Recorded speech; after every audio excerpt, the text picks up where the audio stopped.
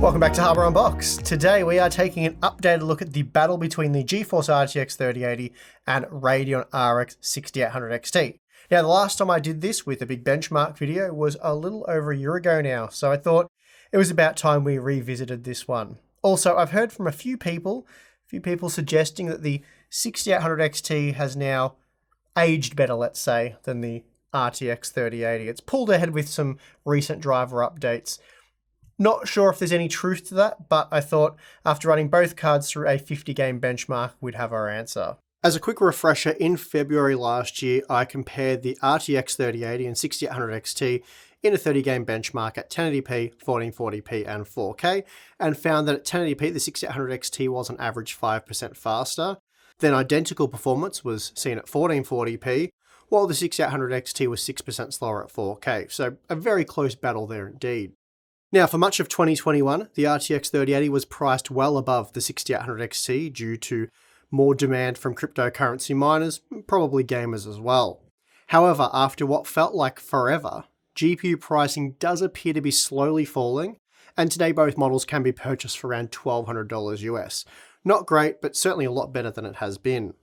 So if you've been holding out and are now willing to pull the trigger, this data should be useful, but really it's more to just see how performance has progressed over the past 18 months or so. Also, as a side note, we're still recommending viewers continue to hold out if they can, as we believe GPU pricing will continue to fall, but of course, we can't know for sure. It's also worth keeping in mind that these products are very old now, at least in PC hardware terms, and will be replaced with newer technology later in the year. Now, for all of this testing, I used our AMD Ryzen 9 5950X test system with 32GB of DDR4 3200CL14 dual-rank dual-channel memory. Both GPUs were tested at 1080p, 1440p and 4K across 50 games using Windows 11. The driver versions used were Radeon Adrenalin 22.2.3 and GeForce Game Ready Driver 511.79, as these were the latest available drivers when I started testing a little over a week ago now. Also, please note that we're not going to go over all of the data for all 50 games individually, as that would take all day. Instead, we're only going to take a close look at the results for about a dozen of them, and then we'll take a quick look at how these two GPUs compare head-to-head across all of the games tested in a single graph. Finally, please note all graphs will be made available to Floatplane and Patreon members. Okay, let's get into it. Starting with Dying Light 2, we find very little difference between these two GPUs, especially at the high resolutions.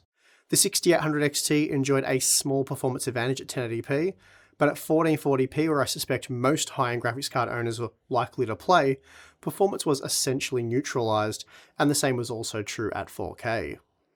Currently, Total War Warhammer 3 runs best on Nvidia hardware, though that isn't to say the experience wasn't very good with the 6800 XT, because it certainly was. However, the RTX 3080 was 8% faster at 1080p, 16% faster at 1440p, and 27% faster at 4K, though it is well worth noting that 1% lows were much the same across the board.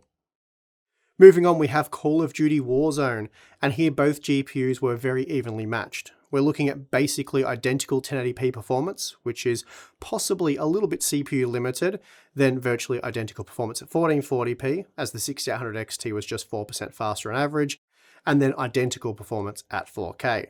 I expect these GPUs will scale quite evenly as you lower quality settings, so really either will be very suitable for Warzone gaming.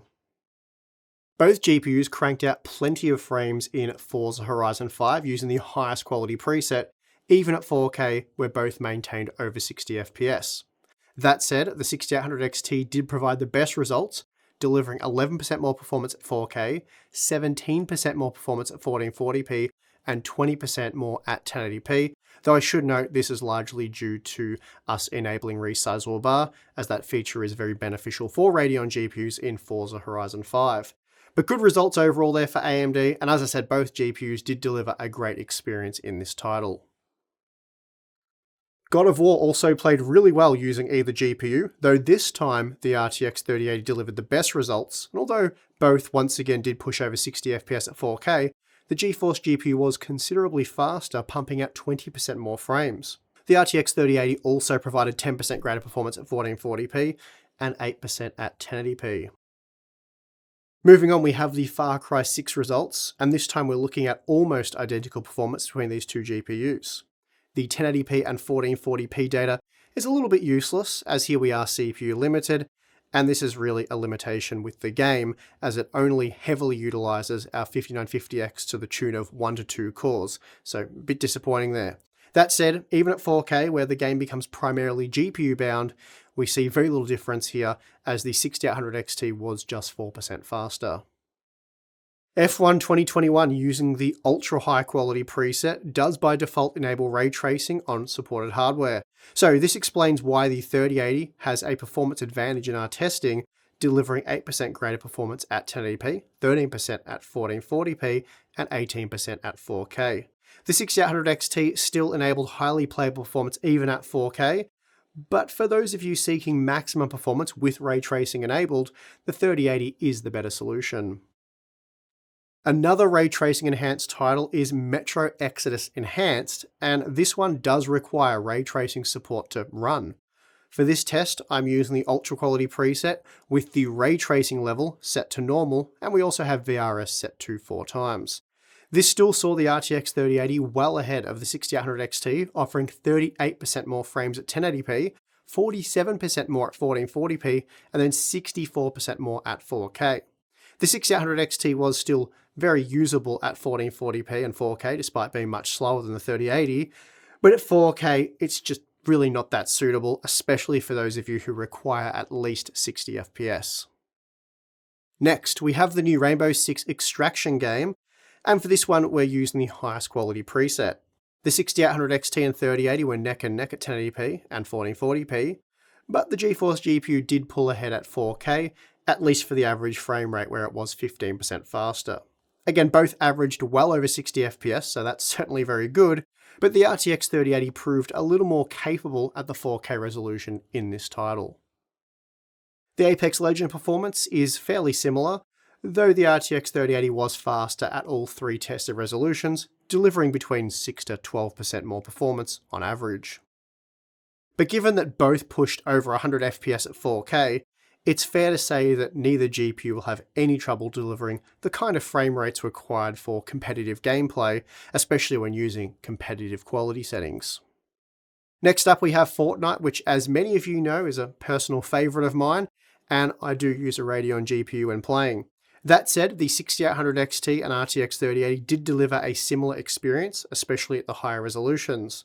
Both were good for over 150 FPS at 1080p using the Epic Quality preset, so with competitive quality settings, I expect the margins will remain similar, assuming that you don't run into a CPU bottleneck.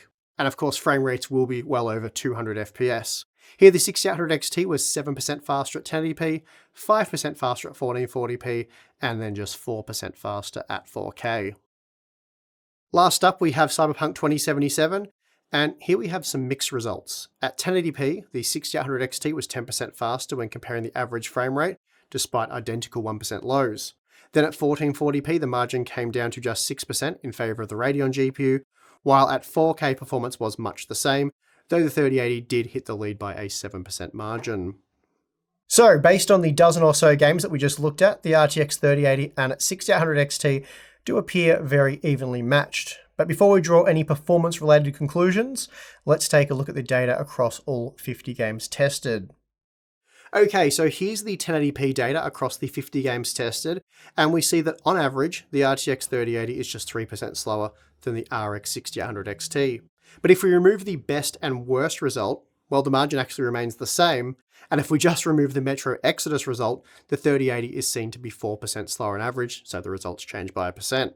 So not much has changed here. In my day 1 6800 XT review, which covered just a dozen games, the 3080 was 6% slower. But that was of course using a much smaller sample of games, so it is difficult to draw any real conclusions from that. That said, the margin at 1080p is still very slightly in AMD's favour. Moving to 1440p, the margin is now basically nothing, 1% in favour of the 3080, and if we remove the Metro Exodus result, the margin is identical. At 1% though, or really anything equal to or less than 5%, that means there's really no winner, as performance overall is much the same. Now, in my day 1 6800 XT review, the Radeon GPU was 2.6% faster on average, So the 1% we're looking at here with a 50 game sample means the results really haven't changed in the last 18 months or so. For almost half of the games tested, so 24 out of 50, the margin was 5% or less, meaning there was no perceivable difference between these two GPUs. Then we see just 14 titles where the margin was 10% or greater in either direction. Now, in my day one 6800 XT review, the RTX 3080 was found to be 5% faster on average at 4K, and here across 50 games it was 7% faster, or 6% faster if you remove the Metro Exodus result. So that's strikingly similar to what we saw over a year ago now, so it would seem in the grand scheme of things very little has changed.